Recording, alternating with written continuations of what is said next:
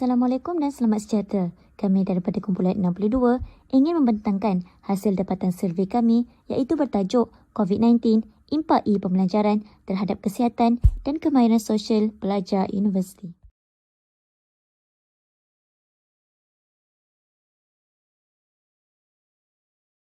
Assalamualaikum warahmatullahi wabarakatuh. Saya Siti Aisyah binti Hazarinan bernombor matrik 158564. Syukur kita kehadrat Ilahi, dengan limpah dan kurnianya kami dapat menyiapkan tugasan kajian lapangan yang bertajuk COVID-19 Impak Pembelajaran terhadap Kesihatan dan Kemahiran Sosial Pelajar Universiti dengan jayanya. Pertama sekali, setinggi-tinggi perhargaan ditujukan kepada Dr. Rosmalisa binti Yusof selaku penyelia dan pensyarah bimbingan yang telah memberi tunjuk ajar serta penerangan yang sempurna sepanjang kami menyiapkan kajian ini. Ribuan terima kasih diucapkan kepada ibu bapa dan rakan-rakan seperjuangan yang telah banyak membantu dan berpenat lelah serta saling bertukar idea dan pendapat dalam menyiapkan kajian ini. Biarpun berdepan dengan situasi pandemik COVID-19 yang menyebabkan kami sanggupan terpaksa menjalankan tugasan ini secara atas talian, namun tugasan ini akhirnya berjaya disiapkan dengan sempurna dalam tempoh masa yang ditetapkan. Tidak dilupakan terima kasih juga kepada rakan-rakan lain yang bekerjasama dalam memberi maklum balas untuk tujuan pengumpulan data bagi menjayakan kajian kami ini, sama ada secara langsung ataupun tidak langsung. Dengan terhasilnya tugasan kajian lapangan ini, terbuktilah kesungguhan kami dalam menyiapkan tugasan bagi subjek HFF 225 Falsafah dan Isu Semasa. Segala budi dan jasa semua pihak yang terlibat amatlah dihargai. Dunia dikejutkan dengan penularan penyakit coronavirus atau lebih dikenali sebagai COVID-19. Wabak ini pada mulanya dikesan pada pertengahan bulan Disember di Bandaraya Wuhan, China, dan telah dikira sebagai pandemik oleh Pertubuhan Kesihatan Sedunia WHO pada 11 Mac 2020.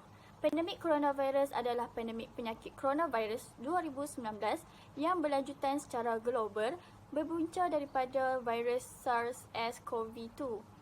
Wabak ini menyebabkan jangkitan pada saluran pernafasan yang bermula daripada haiwan dan menjangkiti manusia.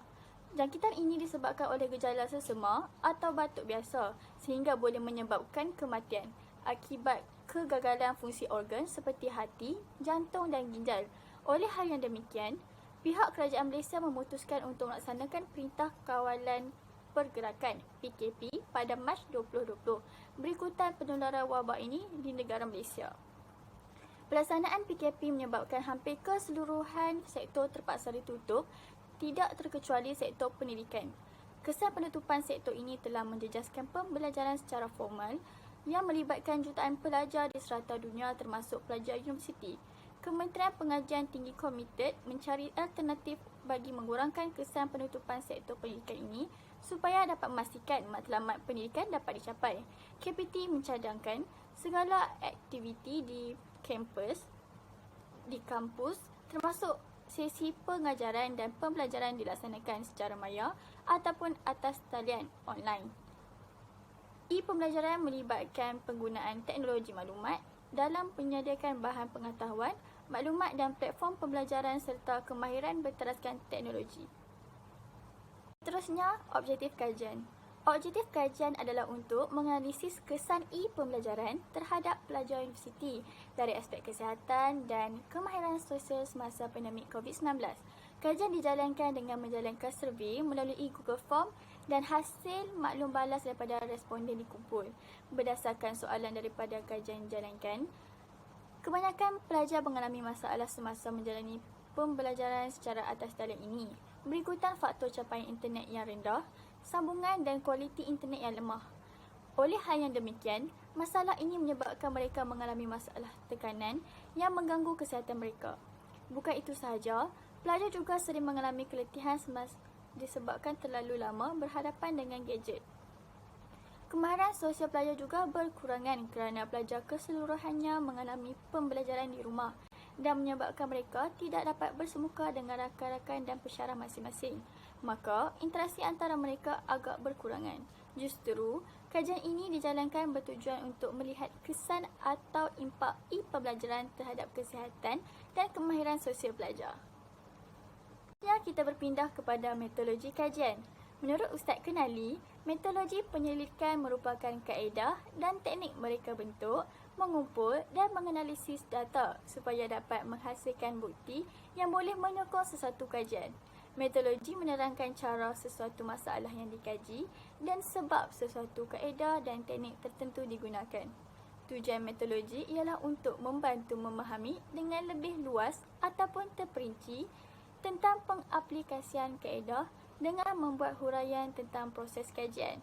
Oleh itu, terdapat dua kaedah kajian yang digunakan bagi menyiapkan kertas kerja ini, iaitu melalui penyebaran borang soal selidik dan rujukan internet.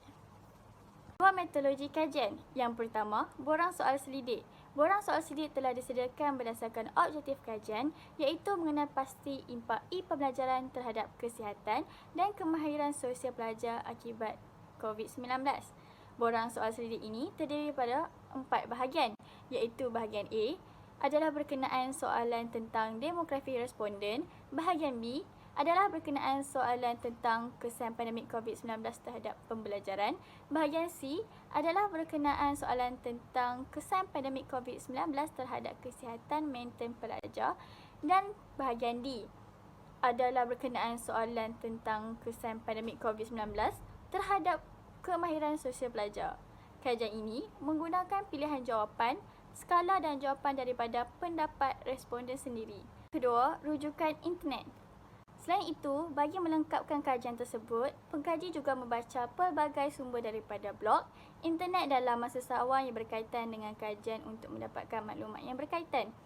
Kesannya bahan-bahan tersebut banyak membantu dalam menyiapkan kerja khusus ini. Saya Nur Aqah Batrisya binti Wahid Anwar akan menerangkan mengenai demografi responden. Pertama sekali, saya akan menerangkan mengenai jantina. Jantina yang telah menjawab soal selidik ini. Terdapat seramai 13 orang responden daripada jantina lelaki bersamaan dengan 26% yang telah menjawab soal selidik ini. Manakala terdapat 37 orang responden perempuan bersamaan dengan 74% yang telah menjawab soal selidik ini. Ini telah membawa kepada jumlah keseluruhan responden seramai 50 orang bersama dengan 100%. Seterusnya, untuk umur, seramai 48 orang responden iaitu 96% daripada responden berumur 18 hingga 20 tahun. Manakala sebanyak 4% iaitu 2 orang responden berumur 21 hingga 25 tahun. Tiada responden yang berumur 26 tahun dan ke atas telah menjawab soal selidik ini. Terdapat pelbagai bangsa yang telah menjawab soal selidik ini. Responden yang berbangsa Melayu adalah seramai 31 orang bersamaan dengan 62%. Manakala responden yang berbangsa Cina pula seramai 15 orang iaitu 30%. Tiada responden dari bangsa India telah dicatatkan. Responden dari bangsa lain-lain adalah seramai 4 orang iaitu bersamaan dengan 8%. Untuk institusi pengajian tinggi, seramai 48 orang responden bersama dengan 96% telah pergi ke IPTA, iaitu institusi pengajian tinggi awam.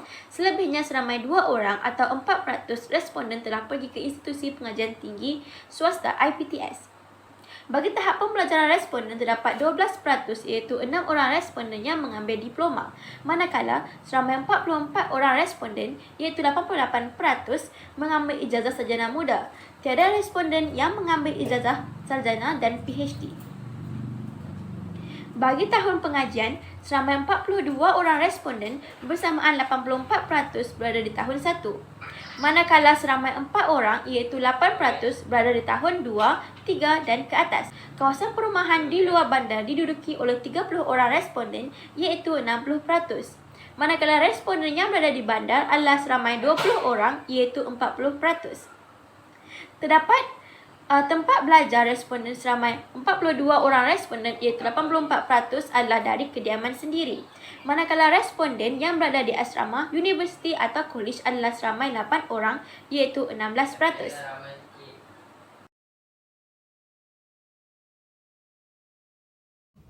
Raja pertama menunjukkan pencapaian internet di perumahan responden. Mengikut data yang dapat diperolehi melalui soal selidik, didapati bahawa majoriti daripada responden iaitu 52% daripada 50 responden mempersetujui bahawa capaian internet di kawasan perumahan mereka adalah baik dan hanya 2% iaitu seorang responden mempunyai capaian internet yang tidak bagus. Seterusnya, Darjah 2 menunjukkan jenis gadget yang digunakan sepanjang e-pembelajaran dijalankan. Berdasarkan graf yang dipaparkan, terdapat 12% iaitu 6 orang daripada 50 responden menggunakan smartphone iaitu telefon pintar untuk pembelajaran. Di samping itu, majoriti responden iaitu sebanyak 88% menjalankan e-pembelajaran dengan laptop iaitu komputer riba. Selanjutnya, berdasarkan kajian, tiada responden yang menggunakan tablet untuk menjalankan e-pembelajaran mereka. Darjah ketiga menunjukkan keputusan analisis kiranya pembelajaran dilakukan secara atas talian di rumah sama ada kondusif ataupun tidak. Menurut hasil kajian soal selidik secara atas talian, didapati bahawa terdapat 4% daripada 50 responden sangat tidak setuju dengan pembelajaran secara atas talian di rumah. Selain itu, 30% responden tidak setuju bahawa pembelajaran secara atas talian adalah kondusif kerana berada di tempat yang tidak bersesuaian untuk pembelajaran mereka. Terdapat 40% responden bersetuju bahawa pembelajaran secara atas talian adalah kondusif dan 26% responden pula sangat setuju bahawa pembelajaran secara atas talian adalah kondusif. Sekali, Darjah 4 menunjukkan keputusan analisis pelajar yang mengalami kesukaran untuk memahami apa yang mereka telah pelajari secara atas talian. Menurut hasil kajian soal selidik, terdapat 12 orang responden bersamaan dengan 24% daripada 50 responden yang sangat setuju bahawa mereka mengalami kesukaran untuk memahami apa yang mereka telah pelajari secara atas talian. Terdapat 24 orang iaitu 48% setuju terhadap penyataan di atas. Seterusnya, terdapat 13 orang iaitu 26% daripada 50 responden tidak bersetuju bahawa mereka mengalami kesukaran untuk memahami apa yang telah dipelajari secara atas talian. Dan akhir sekali iaitu seorang responden sangat tidak setuju terhadap penyataan yang sama.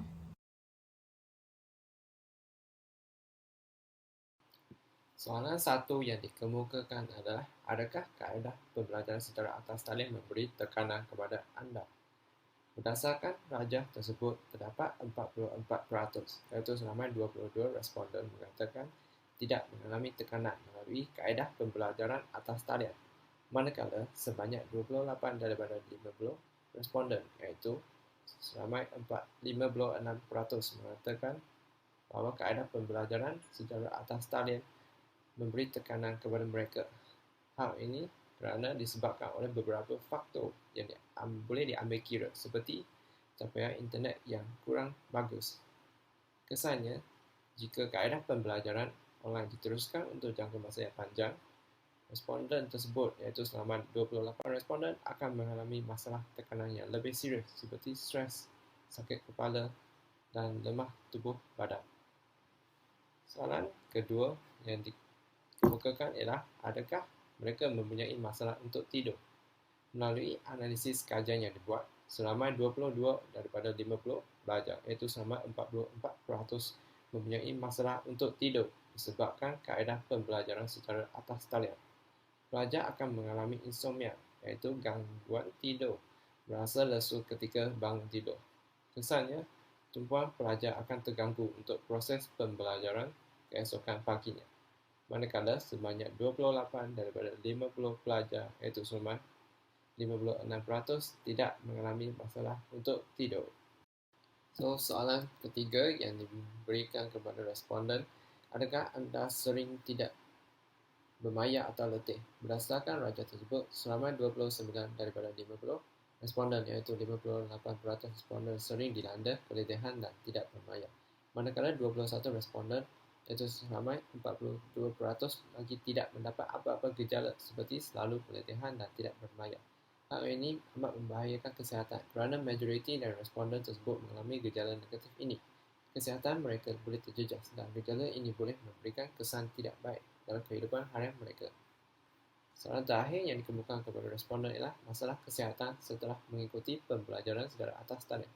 Melalui hasil kajian soal selidik, dalam rajah tersebut didapati bahawa majoriti sebanyak 81% tiada mengalami sebarang masalah kesihatan semasa pembelajaran dalam atas talian.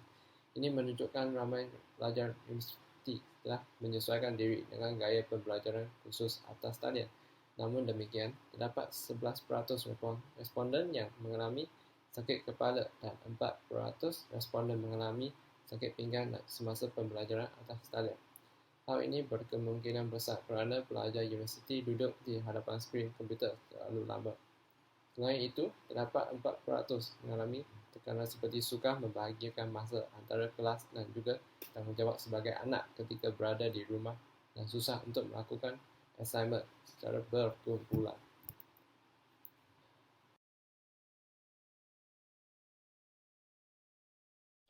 Saya akan meneruskan pembentangan saya untuk bahagian saya.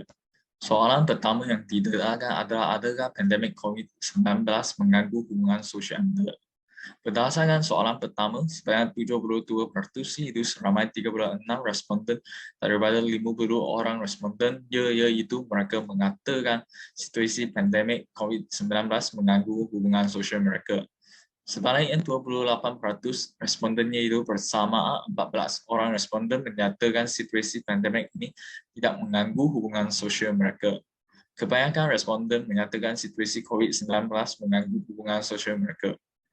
Hal ini kerana situasi pandemik ini akan menyebabkan para pelajar kurang berkomunikasi secara bersemuka dan secara lisan disebabkan oleh penutupan pusat-pusat pendidikan yang mengubah gaya pembelajaran mereka. Selain itu, masalah bahan rujukan yang terhad dan akses internet juga merupakan salah satu faktor yang memberikan tekanan kepada mereka. Seterusnya, soalan kedua adalah sebagai pelajar, adakah Anda merasakan hubungan sosial Anda dapat dikembangkan? Berdasarkan soalan yang kedua, pula sebanyak 68% yaitu seramai 34 orang responden daripada 50 orang responden menyatakan iaitu mereka menyatakan bahawa hubungan sosial dapat dikembangkan. Hal ini kerana walaupun pusat-pusat pengajian ditutup, aktiviti pembelajaran tetap dapat dijalankan semasa pandemik COVID-19. Ini iaitu dengan menggunakan kaedah pembelajaran secara dalam talian yang mempunyai berbagai kaedah pengajaran menggunakan peranti elektronik. Sebaliknya, sebanyak 32% yaitu selama 16 orang responden menyatakan tidak, iaitu menyatakan hubungan sosial mereka tidak dapat dikembangkan. Soalan ketiga adalah adakah program pembangunan belajar secara dalam talian membantu pelajar meningkatkan kemahiran sosial? Majoriti daripada responden sebanyak 44% setuju bahawa program pembangunan belajar secara dalam talian membantu pelajar dalam meningkatkan kemahiran sosial. Ini mungkin kerana para pelajar sudah membiasakan diri dengan program-program yang dijalankan secara atas talian. Sebanyak 8% daripada responden sangat tidak setuju dengan pernyataan tersebut dan sebanyak 8% pula setuju dengan pernyataan tersebut. Selebihnya sebanyak 40% kurang setuju bahawa program pembangunan pelajar secara dalam talian membantu pelajar dalam meningkatkan kemahiran sosial. Daripada hasil kajian tersebut, terbukti bahawa program pembangunan pelajar secara atas talian membantu dalam meningkatkan kemahiran sosial di kalangan pelajar.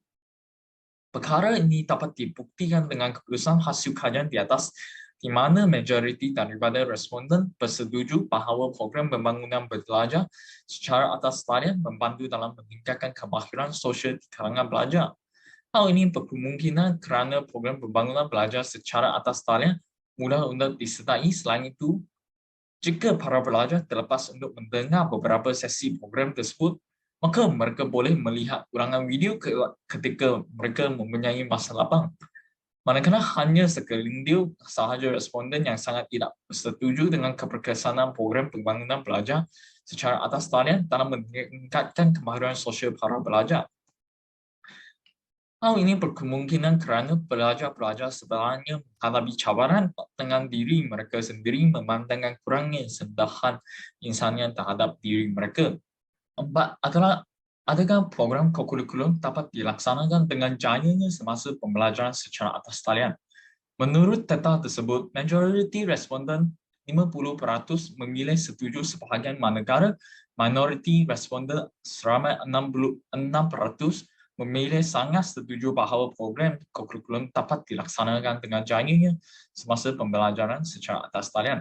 Terdapat 14 responden yang memilih sangat tidak setuju dan sangat tidak setuju bahawa program kurikulum dapat dilaksanakan dengan jayanya semasa pembelajaran atas talian. Terdapat 16% yang memilih setuju bahawa program kurikulum dapat dilaksanakan dengan jayanya semasa pembelajaran atas talian.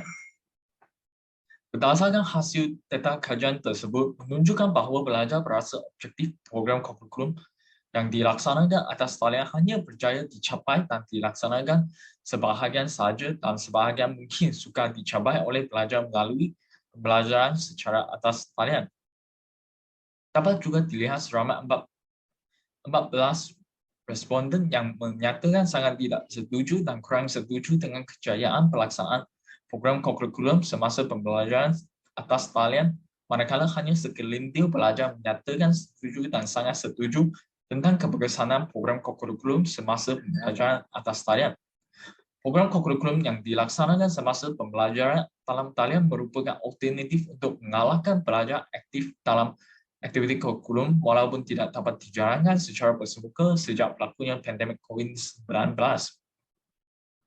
Namun dapat dilihat kebanyakan hanya dapat mencapai sebahagian daripada objektif program kurikulum tersebut kerana program ini kurang sesuai dilakukan secara dalam talian kerana memerlukan gerakan fizikal bersama rakan di tempat yang sesuai seperti kawasan yang lapang dan kurang gangguan bunyi atau fizikal. Terdapat masih ramai pelajar yang tidak dapat menyertai atau memahami objektif program kurikulum yang dilaksanakan secara atas talian menyebabkan mereka berasa program ini tidak dilaksanakan dengan jayanya. Faktor yang menyebabkan pelajar kurang bersetuju atau sangat tidak setuju adalah masalah capaian internet, tempat yang tidak sesuai dan kurang memahami kehendak program secara atas talian kerana penjelasan yang secara teori dan bukan praktikal. Hal ini menyebabkan pelajar menjadi kurang berminat menyertai program kurikulum yang dilaksanakan semasa pembelajaran atas talian.